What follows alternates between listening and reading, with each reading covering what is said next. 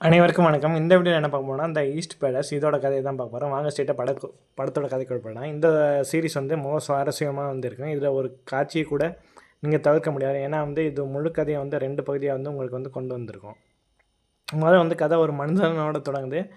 அவனோட ஏதோ ஒரு துர்சக்தி தெளிவாக தெரியுது. சரி, இந்த நேரத்துலேயே அவன் பரிதாபமாக உயிர்க்கிறான். அப்போ தான் அவன் சாதாரண மனுஷன் இல்லை, இந்த அரண்மனையோட மூத்த இளவரசன் என்ற அதிர்ச்சி உண்மை தெரிய வருது. ஆச்சரியமான விஷயம் என்னவென்றால், இந்த அரண்மனை இளவரசர் ஒவ்வொருவராக கொல்லப்பட்டு வராருங்க. இதுவரை 3 இளவரசர்கள் இறந்துருக்காங்க. ஒவ்வொரு இறப்பின் பின்னணியில் ஒரு பேய் அல்லது துர்சக்தி கையிருப்பதாக கூறப்படுகிறது. மகனின் இறப்பை கண்டு பேரதிர்ச்சியான ராஜமாதா உடைந்து போகிறாங்க. கோபத்தோடு அரசிடம் கையை கட்டி கொண்டு சும்மா உட்காந்துருக்காங்க. 30 ஆண்டுகள் முன்பு இதே போல தான் அரண்மனை இளவரசர்கள் அனைவரும் கொல்லப்பட்டு நீங்கள் மட்டும்தான் தப்பிச்சிங்க, அதை நினச்சி பாருங்கள் என்று எச்சரித்தாள். ஆனால் பேய் பிசாசுகள் நம்பிக்கை இல்லாத அரசர் இளவரசர்கள் ஏதோ கொடிய நோயால் தான் இருக்கிறாங்கன்னு சொல்லி அலட்சியப்படுத்திட்டார். அடுத்த நாள் இறந்த இளவரசரின் இறுதி சடங்கு நடைபெறுது. அதற்கு பிறகு அரண்மனைக்குள்ளே இருக்கும் குளத்தில் பேரரசி மந்திர தந்திரங்களோட சடங்குகளோட பந்தனம் செய்து போட்டுறாங்க. இதனால் எந்த ஒரு தீய சக்தியும் அரண்மனைக்குள்ளே நுழைய முடியாது என்று நம்புகிறாங்க. ஆனால் இரவு வந்ததும் ஒரு மர்மமான கருப்பு ஆற்றல் நொறுவி பொழுதில் அந்த பந்தங்களை தகர்த்தெறிந்து அரண்மனைக்குள்ளே நுழையுது. அங்கே அரசர் தன் தரையில் தூங்கி கொண்டிருக்கும்போது திடீர்னு அந்த தீய சக்தி ஆவி அவர் மீது தாக்குதல் நடத்துது. அரசர் தப்பித்து விடுவார் என்று. ஆனால் அதே நேரத்தில் தன்னோட இளையமானோட உடல் கூட அந்த ஆவி பூந்திருப்பதை அறிகிறாரு. அரசர் தன் மகனை காப்பாற்ற முடியவில்லை. அப்போ தான் அந்த ஆவி உன் கண் முன்னாடியே உன் கடைசி மகனை கொள்வன்னு சொல்லி மிரட்டுது. இதை கண்டு அது பிறகு அரசருக்கு பேய்கள் மீது நம்பிக்கை வருது. வேறு வழி என்று அரசர் உதவிக்காக ஒரு துறையிடம் போகிறாரு. அந்த துறை கோச்சான் என்பவர் அழைத்து வருமாறு கூறுறாரு. கோச்சான் ஒரு சமனோட மகன். அவனோட தாய்க்கு ஒரு கடலோட சாபம் கிடைச்சனால அவள் தன்னையும் தான் மகனையும் ஆற்றில் மூழ்கடித்து கொள்ள முயன்றான். ஆனால் விசித்திரமாக கோச்சான் 15 நிமிடத்து தண்ணீரை மூழ்கியிருந்தும் அவன் உயிர் பிழைச்சி விட்டான். இந்த சம்பவத்தின் பிறகு அவனோட ஆவியை பார்க்கவும் அவரோட பேசவும் முடியுது. துறவி கோச்சனை அரசிடம் அழைத்து வருகிறான். ஆனால் அந்த கோச்சன் ஆவிகள் மிகப்பெரிய தவறு செய்தவர்கள் மட்டும்தான் தொந்தரவு செய்யும்னு சொல்லி கூறி உதவி செய்ய மறுத்துடுறான். ஆனால் அரசர் தன் படை வீரர்களை அனுப்பி கோச்சனை கடத்திட்டு வர சொல்லி அந்த ஆவியை அழிக்காவிட்டால் உன் தலை துண்டிக்கப்படும் சொல்லி மிரட்டுறான். வேறு அடியாமல் கோச்சன் அரண்மனைக்கு ஆவியை தேடுவது போல நடித்து தப்பிக்க வழி தேடுறான். ஆனால் பிடிபட்டு 2 கைகள் வெட்டப்படுன்னு சொல்லி மிரட்டலுக்கு பிறகு வேறு வழியின்றி வேலையை தொடங்குறான். அடுத்த நாள் சங் என்ற இடம்பெண் அரச சந்திக்க வர பார்ப்பதற்கு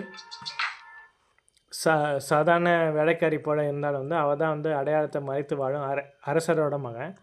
அரசர் அவளிடம் கோச்சனை கண்காணித்து அவனுக்கு உண்மையிலே சக்தி இருக்கிறதா என்பதை கண்டறியுமாறு கூறுறாங்க. சாங் கோச்சனை எழுப்பி குளத்து காவி பற்றி ஆராய அழைக்கிறான். அரண்மனைக்குள்ளே சுற்றி போது கோச்சன் ஆவிகள் வகையை பற்றி சங்கிக்கு விளக்கிறான். யூங் மாய் இருண்ட மனம் கொண்டவர்களை தாக்கும் ஆத்மாவற்ற தீய ஆற்றல்கள் கொண்டது. அடுத்து காமன் கூய் 2 உலகிற்கும் இடையே சிக்கி கொண்ட சாதாரண மனித ஆவிகள்.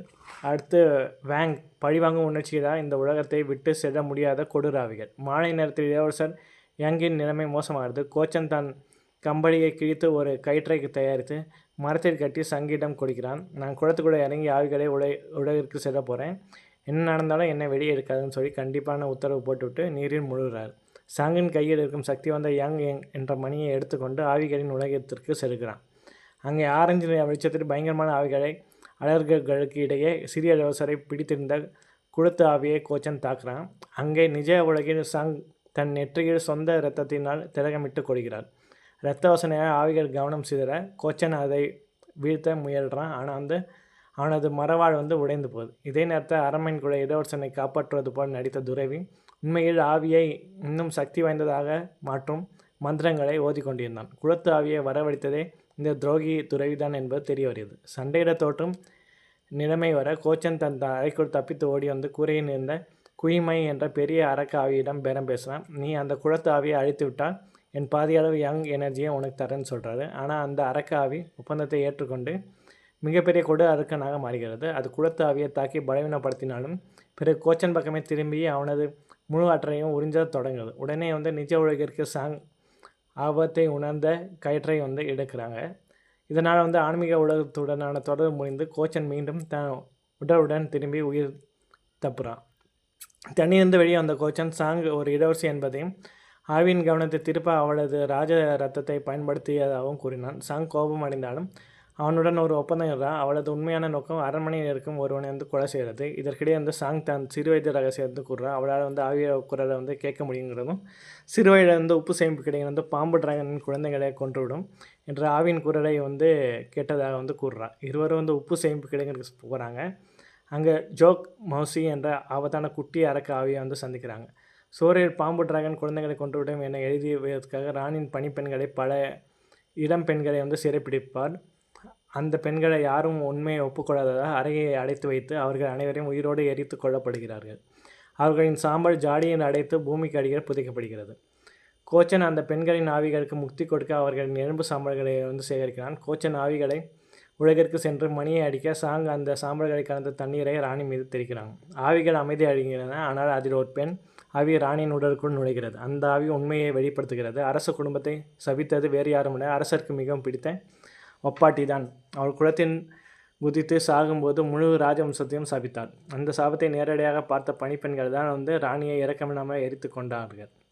அந்த ஆவி ராணியை கொல்ல முயன்றபோது கோச்சன் தடுக்கிறான். சாங் மீண்டும் கயிற்றை பிடித்து இழுத்து கோச்சனை குளத்திலிருந்து வெளியே எடுக்கிறான். ஆனால் இம்முறை வந்து தண்ணீரை விட்டு வெளியே வந்த கோச்சன் மனிதன் அல்ல, அவன் ஒரு ஆவியாக மாறி இருக்கிறான். இதோட 2 எபிசோடோட கதை முடிஞ்சு. மீண்டும் என்ன வந்து கண்டினியூ பண்ண சப்ஸ்கிரைப் பண்ணுங்கள்.